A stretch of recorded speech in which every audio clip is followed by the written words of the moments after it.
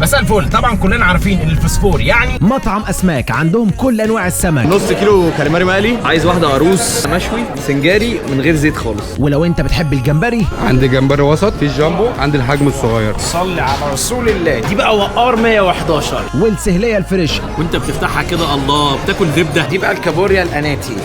واو. والجندوفلي وبلح البحر والصبيط البلدي. العب يا فسفور. وفي كابوريا بالجبنه دي ما بتاكلهاش غير في اسماك. يلا تعالى هنا بقى، دي الستريت دي.